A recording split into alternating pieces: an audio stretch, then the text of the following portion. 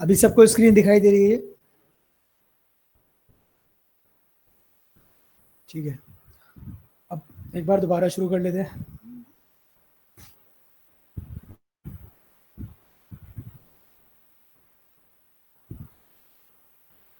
Determination of field due to a uniformly charged sphere.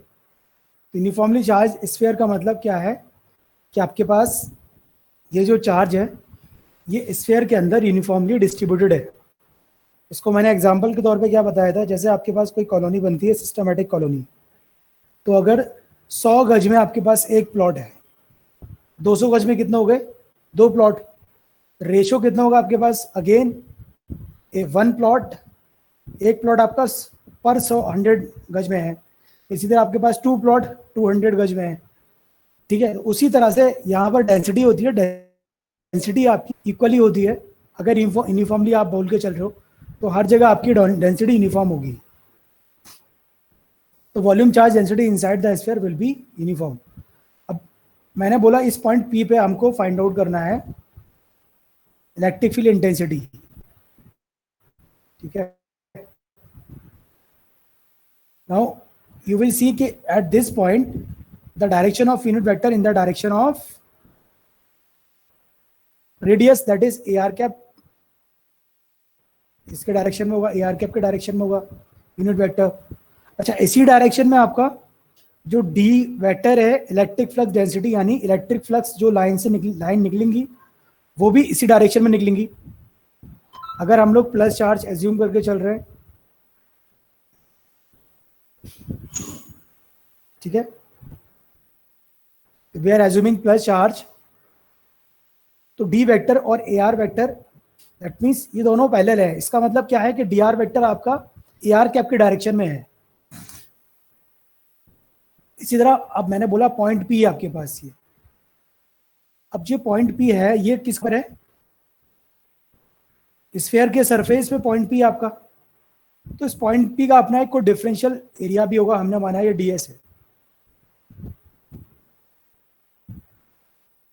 अभी सबको आवाज आ रही है ना? Yes sir. Yes sir.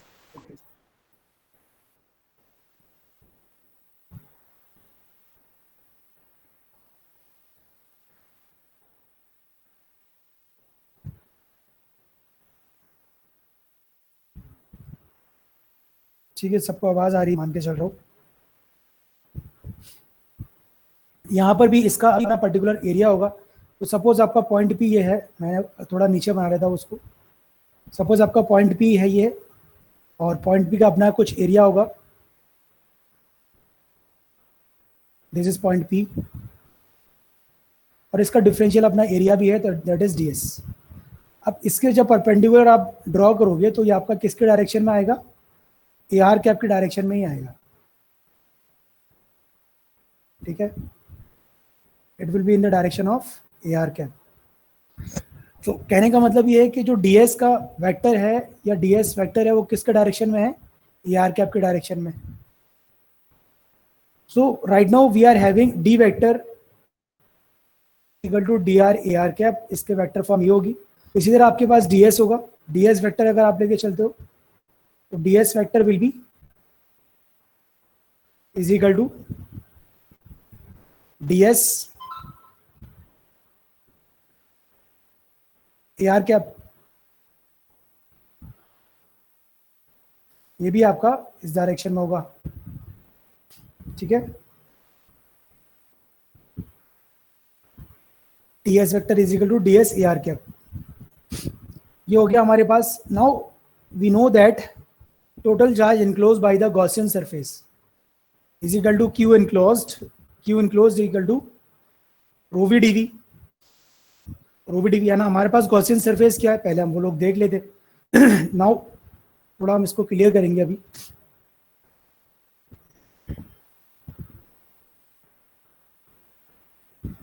That is our Gaussian surface, जो मैंने डॉटेड लाइन से बना दिया। अब मैंने इसको ऑरेंज से इसको पूरा सर्किल कर दिया। ये हमारा कौन सा है? गॉसियन सरफेस है। रेडियस कितनी है इसकी? आर। अब ये गॉसियन सरफेस है क्या? ये गॉसियन सरफेस आपका होगा क्लोज्ड सरफेस। दैट मीन्स ये जो गॉसियन सरफेस होगा ये एक स्फेरिकल या फिर एक स्फेयर होगा एक्चुअली आपका। ये एक क्लोज सरफेस कैसा बनेगा, ये स्फेयर बनेगा। तो इस स्फेयर का वॉल्यूम कितना है? The volume of the sphere is 4π/3 pi r cube, 4/3 pi r cube होगा। तो आप जब देखोगे यूवी डीवी, आप कैलकुलेशन चाहो तो आप इससे भी कर सकते हो।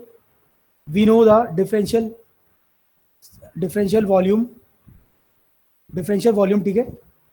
ये डिफरेंशियल वॉल्यूम क्या होता है हमारे पास in case of spherical coordinates, r² sin theta dr d theta d phi. आप इसको पूरे को कैलकुलेट करोगे, आपको आंसर यही आएगा, 4/3 पाई आर क्यूब। नाउ अब क्यू एनक्लोज हमारे पास कितना आ गया, rho v 4/3 pi r cube. Equation number 1 हमने इसको डाल दिया। नेक्स्ट मूव करते हैं। Now applying Gauss law, apply करो। गॉस लॉ क्या बोलता है, the total charge enclose by the close surface is equal to the d vector integration of close surface d vector dot D S vector. We are having d vector D r a r cap और d S vector d s a r cap. Similarly, Q enclosed is equal to dr closed surface ds. So dr, अब ये आपके पास close surface क्या बनेगा, ds। Sphere का surface area कितना होता है, 4πr², 4π इंटू रेडियस का स्क्वायर। तो रेडियस हमारे पास गॉसियन सरफेस की कितनी है, r²। तो हमारे पास क्या बन जाएगा, 4πr²। तो dr 4πr² is the our answer for Q enclosed equal to dr 4πr². If you want to calculate dr, it is equal to rho v r by 3. Now move on. Now dr vector rho v r divided by 3 ar cap. ar cap हमने क्यों लिया, we want to express dr cap in vector form. तो vector form में हम लोग क्या multiply करेंगे, unit vector से ar cap से मल्टीप्लाई कर दिया। Now e वेक्टर आप कैसे निकालोगे, the e vector is equal to dr vector upon epsilon naught। तो रो we r upon 3 epsilon naught। यहाँ से एक चीज ये क्लियर है, ये जो इलेक्ट्रिक फील्ड इंटेंसिटी आप निकाले हो, अब दो चीजें यहाँ से निकाले हो आप। ये तो क्या आपकी electric field density capital dr is the electric field density, और capital er vector is electric field intensity. Now the electric field intensity is inversely directly proportional to the r। तो inside the sphere electric field intensity जैसे जैसे आप distance बढ़ाओगे from the centre, वैसे वैसे वो भी बढ़ेगी, ठीक है। नेक्स्ट केस सेकंड क्या है, आउटसाइड द स्फीयर। जब आप कोई स्फीयर के पॉइंट आउटसाइड ले रहे हो, ओके, तो उस केस में हमारे पास r greater than equal to a होगा। तो हमारे पास डायग्राम क्या है, this is our diagram. r greater than equal to a वाला केस हम लेते हैं second case. Again the uniform charge density यहां पर एग्जिस्ट कर रही है आपकी, चार्ज डेंसिटी यहां भी आपकी यूनिफॉर्म होगी इस स्फीयर की। बट द पॉइंट इज, जो आपका पी पॉइंट है वो कहां पर है, आप बाहर है actually. This P point is आपका आउटसाइड है स्फीयर के, r greater than equal to a। That is our second case. Now see, now Q enclosed equal to rho v dv। अब कहने का मतलब ये है कि गॉसियन सरफेस आपका कितना भी बड़ा हो जाए, है ना, और मैंने माना कि आपके पास यहाँ 2 माइक्रोकूलम को चार्ज है स्फीयर पे, 2 माइक्रोकूलम को चार्ज है स्फीयर पे। अब outside the sphere Gaussian surface आप कितना भी बड़ा ले लो, तो चार्ज तो 2 माइक्रोकूलम ही रहने वाला है, ठीक है। आप चाहे इनफाइनाइट लेंथ का गॉसियन सरफेस ले लो, तो वो चार्ज कितना एनक्लोज करेगा, 2 माइक्रोकूलम। इसी तरह जो स्फीयर पे चार्ज है वो आपका कांस्टेंट है, गॉसियन सरफेस कितना भी बड़ा ले लो आप। अगर हम आउटसाइड द स्फीयर बात कर रहे हैं, ठीक है, तो क्यू एनक्लोज हमारे पास कितना होगा, जो भी वॉल्यूम इसका स्फीयर का 4π/3 पाई a क्यूब और उसकी वॉल्यूम चार्ज डेंसिटी, इसके बराबर ही इसका चार्ज होगा।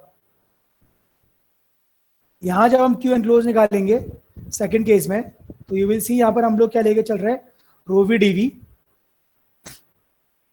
The limit for r is equal to 0 to a, because we are calculating the charge तो हमारे पास वॉल्यूम कितना होगा 4/3 पाई ए क्यूब। ये आपका क्या है, डायमेंशन ऑफ द या volume of the sphere. Sphere की वॉल्यूम है जो एक्चुअल आपका स्फीयर है, तो उसका क्यू इनक्लोज कितना करो V into 4/3 pi a cube. Now applying Gauss law.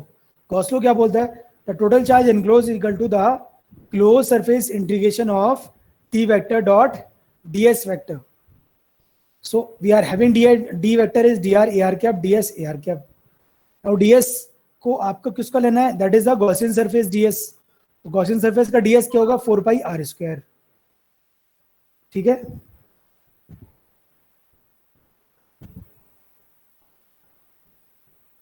So 4πr² is the Gaussian surface ds. Total जो सरफेस एरिया होगा वो 4πr² होगा आफ्टर इंटीग्रेशन। तो dr हमारे पास क्या आएगा a cube rho V divided by 3r², और इसको हम लोग जब इंटीग्रेट करेंगे तो हमारे पास क्या होगा a cube rho V divided by 3r², ठीक है। नाउ यहां से जब इलेक्ट्रिक फील्ड इंटेंसिटी निकालोगे तो आपके पास क्या होगा a cube rho V divided by 3ε0r², E inversely proportional to the r²। That means यहाँ पे आपके पास जो फील्ड मिलेगा वो inversely proportional to the r² होगा। सो अगर हम लोग इसका ग्राफ ड्रॉ करें between electric field intensity capital E vector and the distance from the centre of the sphere, तो हमारे पास कुछ इस तरह से ग्राफ मिलेगा हमको। ये ग्राफ क्या बोलता है, ये ग्राफ बोल रहा है कि आपके पास इनसाइड द स्फीयर, जब आपका इनसाइड द स्फीयर की बात हो रही है r less than equal to a है, ये इनसाइड द स्फीयर है, तो यहाँ पर जो इलेक्ट्रिक फील्ड इंटेंसिटी है वो लीनियरली इंक्रीज कर रही है। लेकिन अब आउटसाइड द स्फीयर बात करोगे तो ये पैराबोलिकली डिक्रीज होगी आपकी, है ना, ये पैराबोलिक नेचर से डिक्रीज हो जाएगी। नाउ अब बात ये है कि at r is equal to a, at r is equal to a you are having the peak at the surface. तो कहने का मतलब ये है कि एट द सरफेस आपके पास मैक्सिमम इलेक्ट्रिक फील्ड इंटेंसिटी होगी ऑफ ए स्फीयर के लिए। एक स्फीयर के सरफेस पे सबसे ज्यादा आपको इलेक्ट्रिक फील्ड इंटेंसिटी कहाँ मिलेगी, on the surface of the sphere. अब क्वेश्चन ये है क्या ये कर्व आपका कॉन्टिन्यूअस है या नहीं है, कोई मुझे बताएगा, इज इट कॉन्टिन्यूअस और not.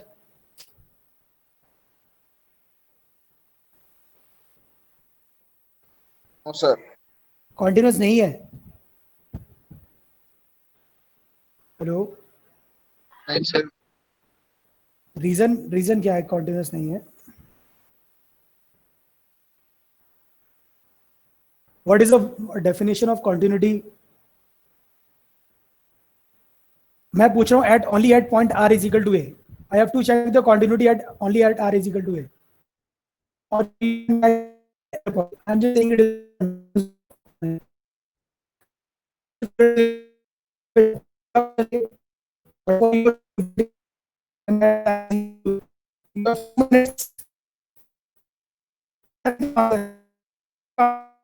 not.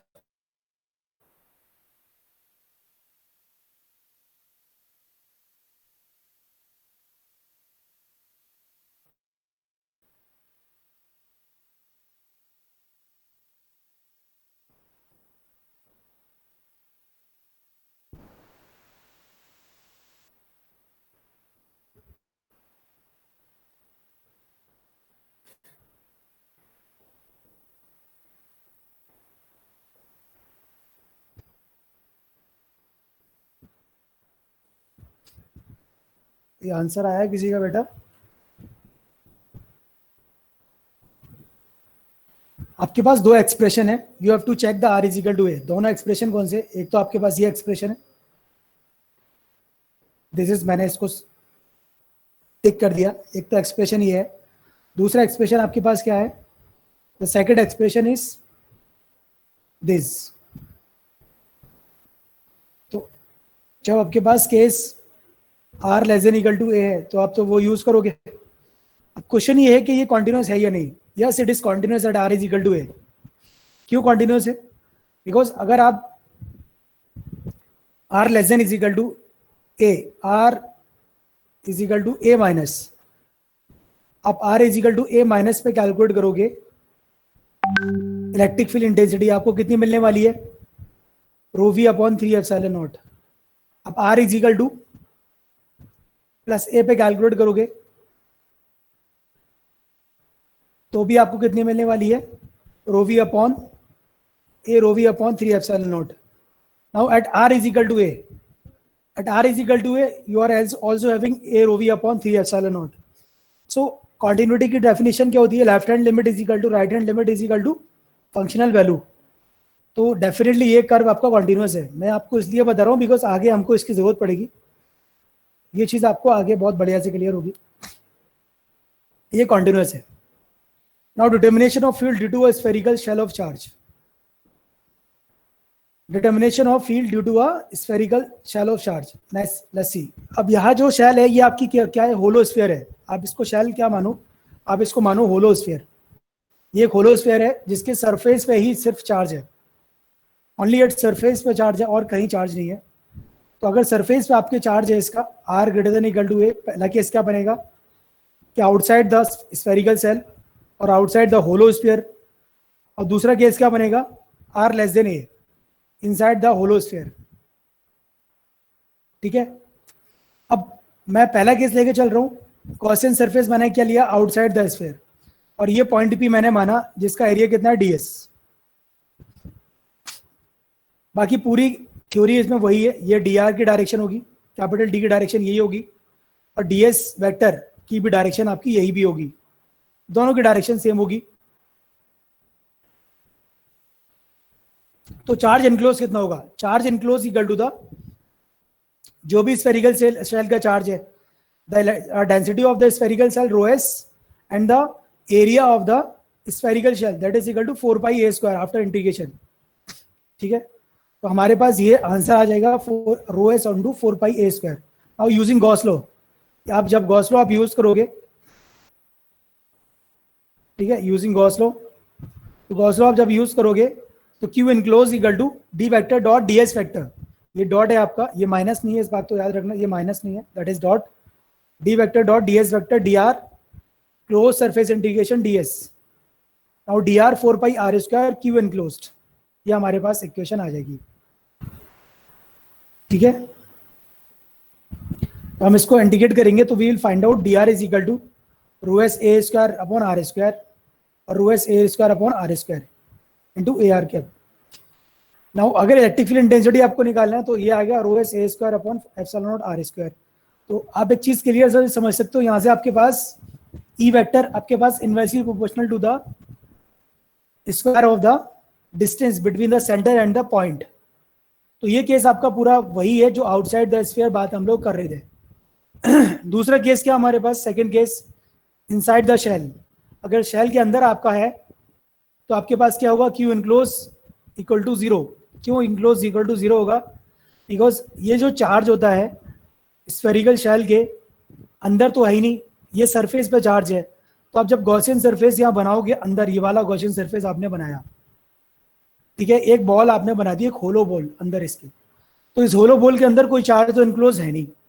Okay, the total charge enclose in this Gaussian surface is 0, hence there is no electric field intensity or electric field density inside the spherical cell. So we can say if q enclosed equal to 0, d vector is equal to 0, then e vector is equal to 0.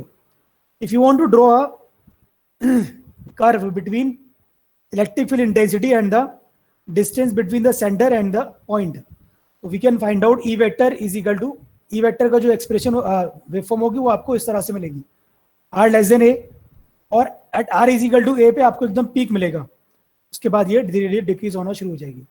Now tell me, is it continuous और नॉट? Now it is not continuous. Why it is not continuous?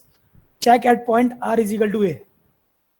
Eight r is equal to a अगर मैं लेके चलता हूँ r is equal to a minus, ये मेरी कौन सी लिमिट होगी, left hand limit. At r is equal to a minus पे आपके पास क्या है, इलेक्ट्रिक फील्ड इंटेंसिटी 0। अब at r is equal to a plus, at r is equal to a plus आपको कितनी मिलेगी, rho S upon epsilon naught. ठीक है, और at r equal to a आपको कितनी मिलेगी, again rho S upon epsilon naught. तो यहां पर एक चीज तो क्लियर है कि इसकी left hand limit LHL is not is equal to RHN. Left hand limit not is equal to right hand limit. So hence we can say this is not a continuous electric field. ठीक है,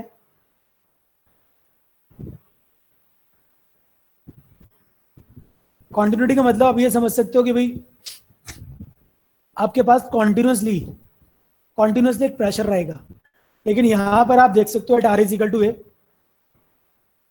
जैसे आप थोड़ा सा पीछे हटे आपके पास कोई प्रेशर नहीं है, और जैसे आर इज इक्वल टू ए पे आपको एकदम से झटका सा लगा, तो डेफिनेटली ये कॉन्टिन्यूस तो नहीं है, स्मूथनेस नहीं है। सिंपल सी बात ये है, जहां स्मूथनेस होगी वो आपका कॉन्टिन्यूस होगा।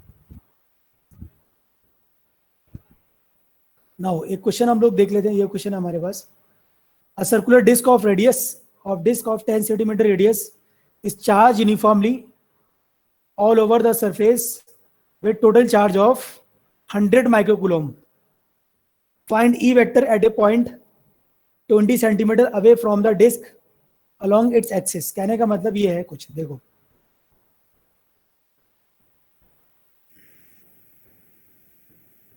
कुछ इस तरह से आपके पास सिचुएशन है, ये पॉइंट P है,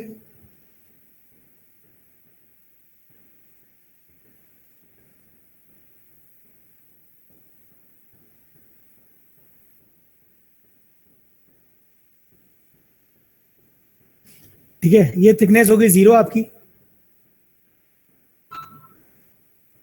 ठीक है, थिकनेस 0 आपकी यहाँ पर इसकी, और ये डिस्क है आपकी। डिस्क पे आपके पास Q फैला हुआ है 100 माइक्रोकूलम के, 100 माइक्रोकूलम का चार्ज आपका फैला हुआ है Q पे।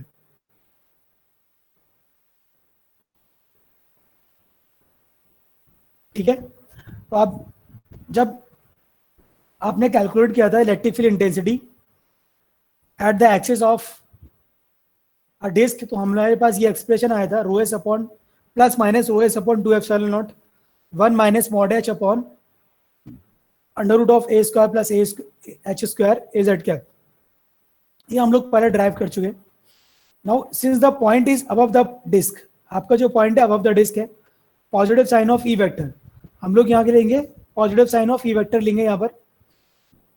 जब आप इसको कैलकुलेट करोगे तो E vector is equal to rho S upon 2 epsilon naught 1 minus modulus of H upon under root of A square plus H square.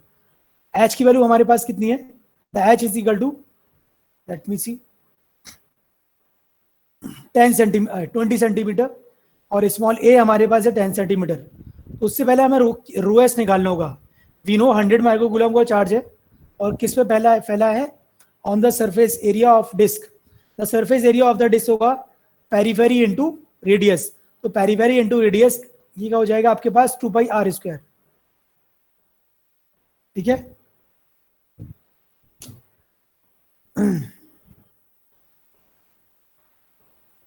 तो पेरीफेरी और इंटू आर एस, रेडियस कितना होगा 2 पाई R square.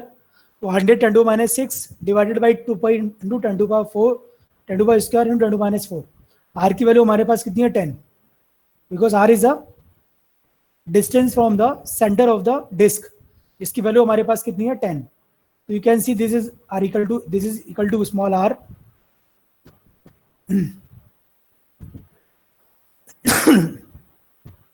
So let's see, E vector is equal to 0.01. After calculation, you will find out it is 9.5 into 10 to the power 6 Newton पर coulomb. ये हमारे पास होगी electric field intensity की magnitude, ये हमारे पास इसका मैग्नीट्यूड होगा। अगर आप मान के चल रहे हो कि आप ये in the direction of z direction में, तो आप यहाँ पे आप ए जेड कैप भी लगा सकते हो। क्वेश्चन में आपसे पूछा उसने ई वेक्टर, तो डेफिनेटली आपका आंसर यहाँ खत्म हो जाना चाहिए ए जेड कैप के साथ, विद ए जेड कैप। अब आपको मैं कुछ प्रैक्टिस क्वेश्चन दे रहा हूं, आप लोग इसको ट्राई करो,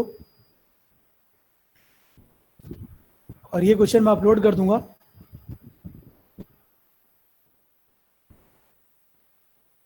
दिस इज प्रैक्टिस शीट। जितने क्वेश्चन आपसे ट्राई हो सकते हैं सारे ट्राई करना, आपको सारे जितने पॉसिबल हो सके। मैं तो बोलूंगा सब करना है, ठीक है। इसको मैं अपलोड करूंगा गूगल क्लासरूम में, और वहां आपको प्रैक्टिस शीट में क्वेश्चन सारे प्रैक्टिस करना है। अब यहाँ आप एक दूसरे की हेल्प ले सकते हो बिकॉज आप यहाँ पे प्रैक्टिस कर रहे हो, तो प्रैक्टिस में हेल्प चलती है। एक आध क्वेश्चन आप लोग यहाँ भी कर सकते हो, है ना।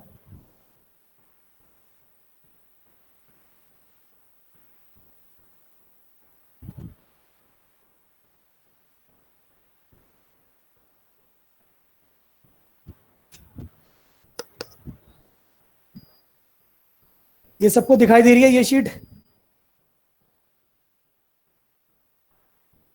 Yes, sir. ठीक है, इसको मैं अपलोड कर दे रहा हूँ गूगल क्लासरूम पे। आप लोग इसको वहाँ से डाउनलोड करके इसकी सारी प्रैक्टिस करना, बिकॉज इस सब्जेक्ट में प्रैक्टिस बहुत चाहिए। बिना प्रैक्टिस के इसमें कुछ नहीं कर सकते हो आप।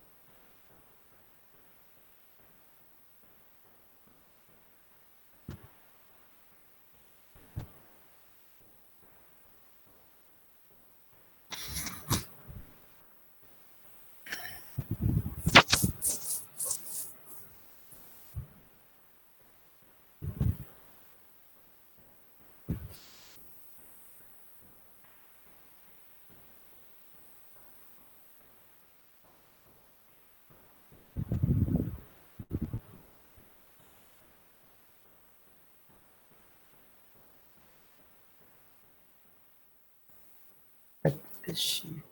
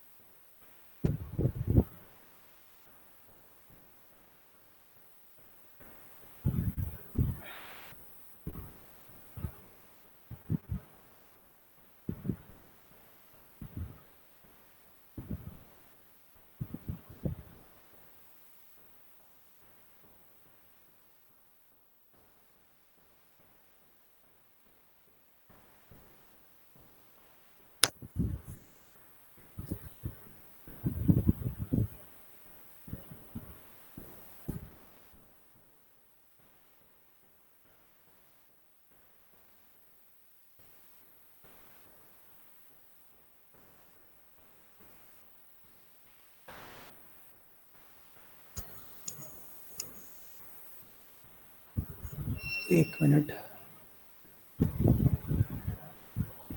आप लोग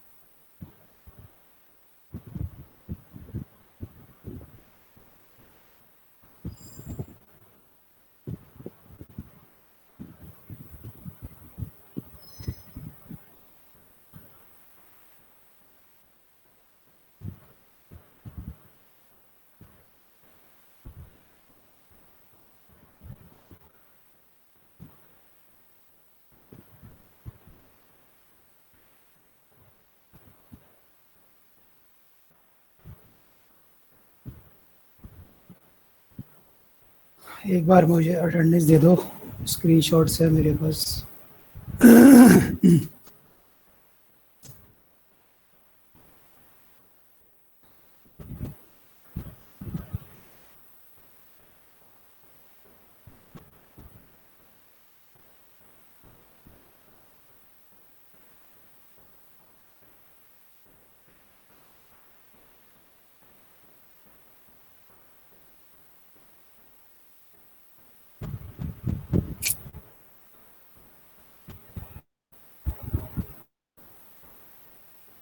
Rahul, Yes, sir. Rahul Meena, Present, sir. Rahul Nagarwal, Yes, sir. Rahul टाक, Yes, sir. रजत शिवरायन, रजत,